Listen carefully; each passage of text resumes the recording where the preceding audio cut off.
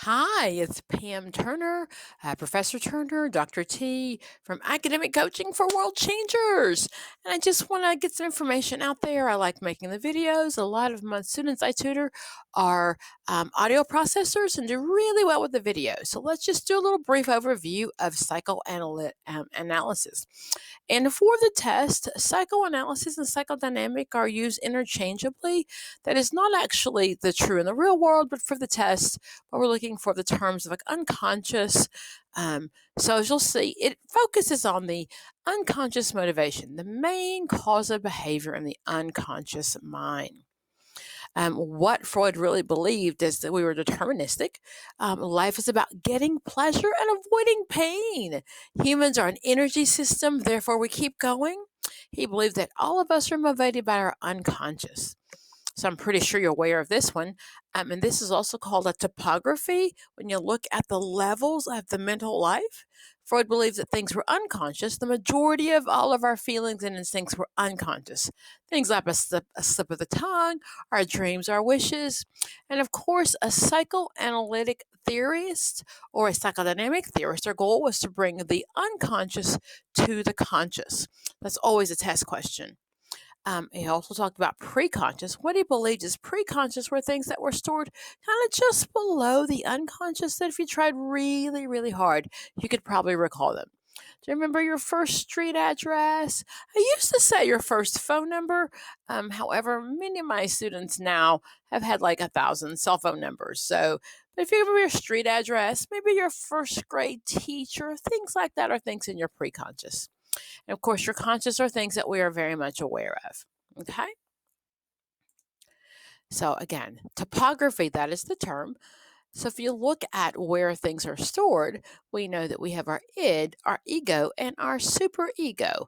And if you're working with, according to Freud, if you're working with a client, you're working with their ego. So that's always the answer is you're working with their ego. My id is my pleasure principle. If you're a Janet Jackson fan, things I want to do, pleasure principle. My ego, of course, is what mediates it all, and my superego says, no, Pam, no. Freud believed that your id, that you were born with it. It's purely punishable. Gain pleasure, avoid pain, and it's driven by sexual and aggressive urges. My id wants a pizza. My id loves pizza, pizza, pizza, pizza all the time. I love pizza. That's what my id would say, according to Freud.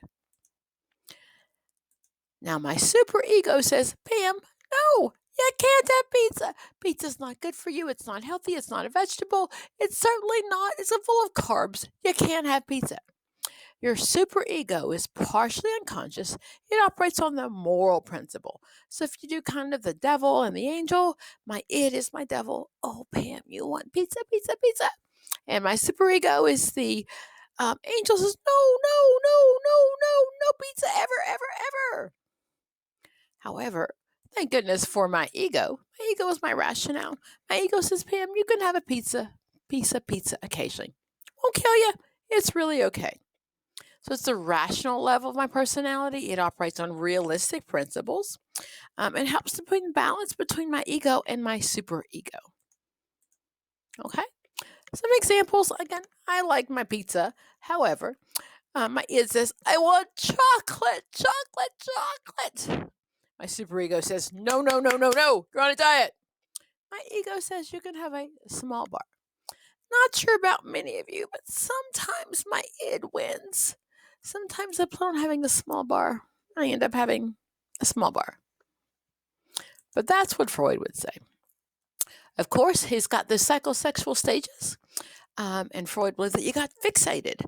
So I remember those as OAPLG, my oral, anal, phallic, latency, and genital. I've heard a couple of acronyms. I've heard orphan Annie, pretty little girl, old A, people love gold, a couple of them. But just understand that as you're going through those processes, really each one of them has a different learning stage. So, of course, my oral. And again, how I remember these is your breastfeeding, your bottle feeding, your sucking, that things don't get done. And so you're trying to fulfill that oral stage. Freud would say a question might be if you someone who's drinking or smoking or overeating, what stage are they fixated in? That would be their oral stage. Freud blamed your mother for everything. So Freud would have said because your mother stopped breastfeeding you or didn't breastfeed you long enough or pulled the bottle too early, you're still fixated and you're trying to fix that oral stage.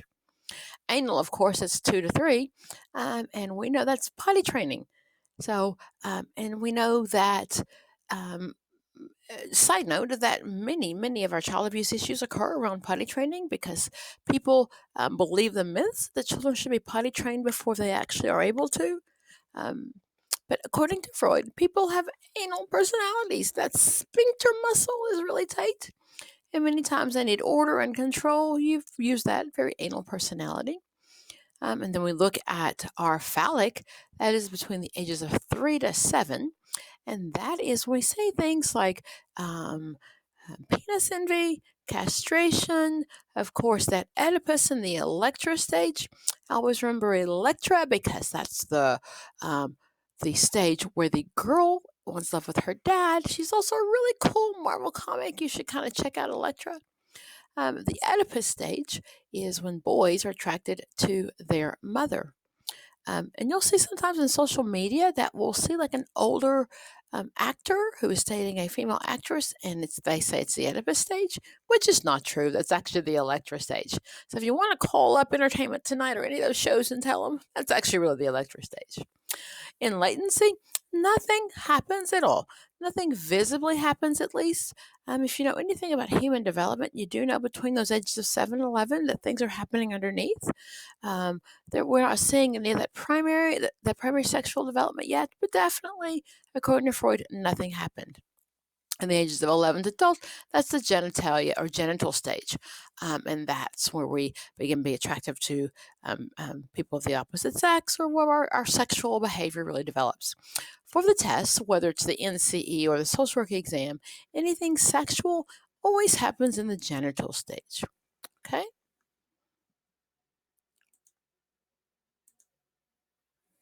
Again, my oral stage, birth to 18 months, fixation on my mouth, sucking, biting. And Freud would always say that we get stuck there.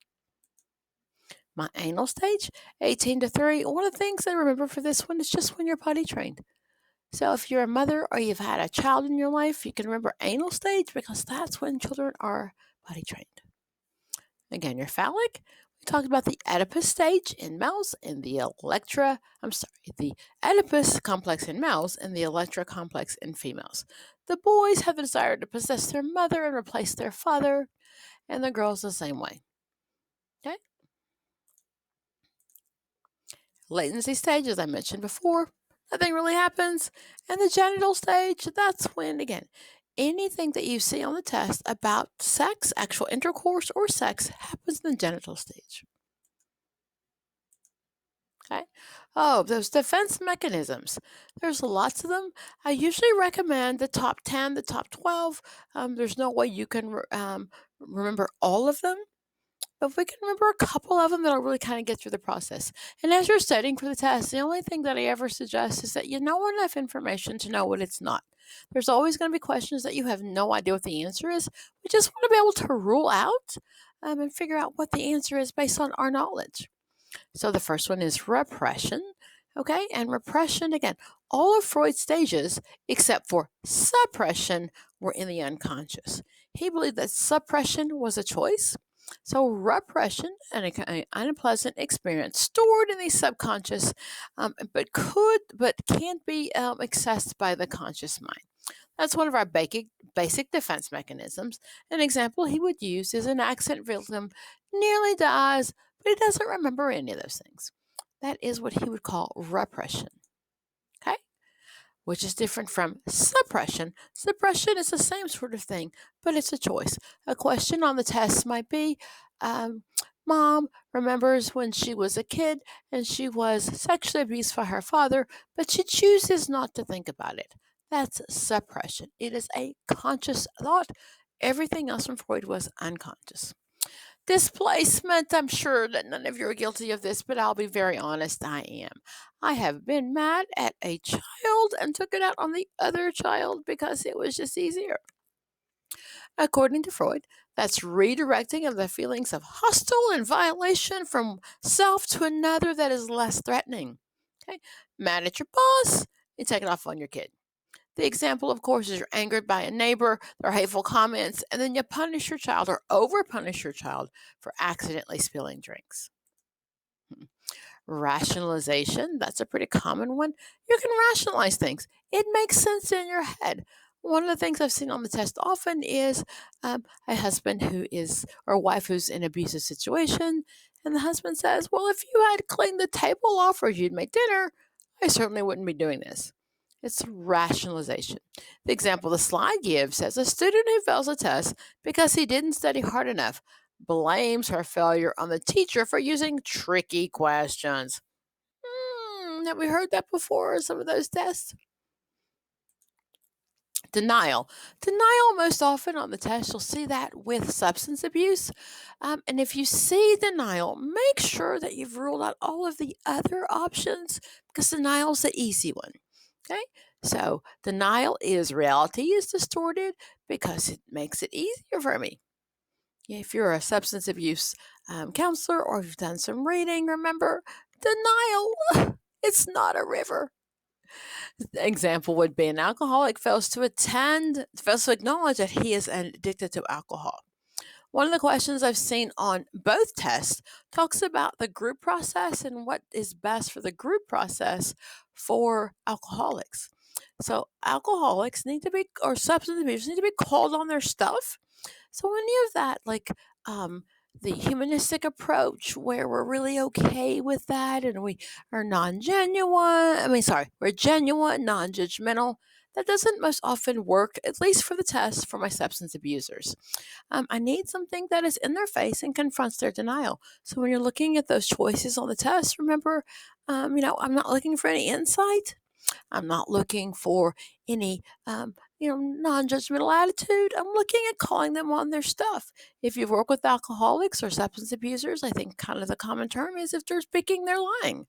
But you all know on the test, it's the social work test especially, we don't deal with substance abusers. We deal that out. We refer that out. Regression, of course, is going back to an earlier behavior. Those are easy questions when it comes to like a baby.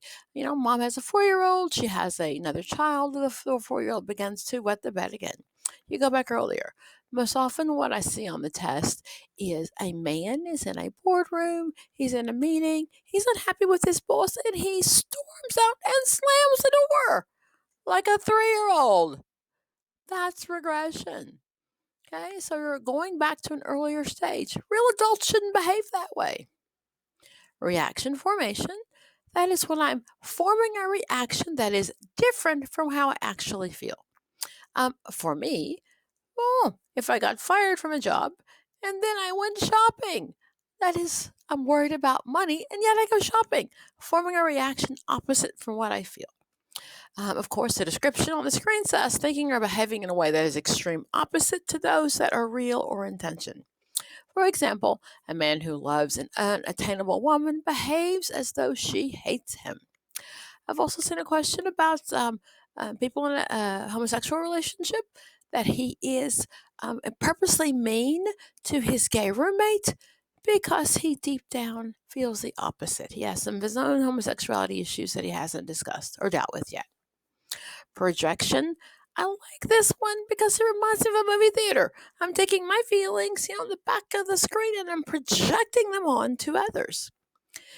The description says the attribution of one's unacceptable or qualities to another. Example, a person in extremely bad mood accuses the family members of being hard to get along with. The way that I remember projection, again, is my movie theater. So I've got my own stuff that I'm going to work with, and I'm thinking, wow, I don't look good today, or I wish I behaved differently. I get to work, and I see people in the corner talking. I'm going to project my feelings onto them. They must be talking about me. They must be saying things about me because that's what they do, right? That is projection. According to Freud, there's a couple of things that you need to know. So, free association, that is that simple one. I say cat, you say dog. I say house, you say tree. That's free association. Interpretation, Freud believed that the patient knew the client, didn't know a whole lot, and the therapist was the expert, which is totally opposite from many of our like person centers and Carl Rogers or Rogerian approach. So, dream analysis, he believed that our dreams were the key to our unconscious, and if we could share our dreams with him, he would interpret them and he would tell us exactly what they really meant. Okay. Transference also, when he first realized transference, he kind of thought it was a nuisance. Then he actually felt it was part of the therapeutic process.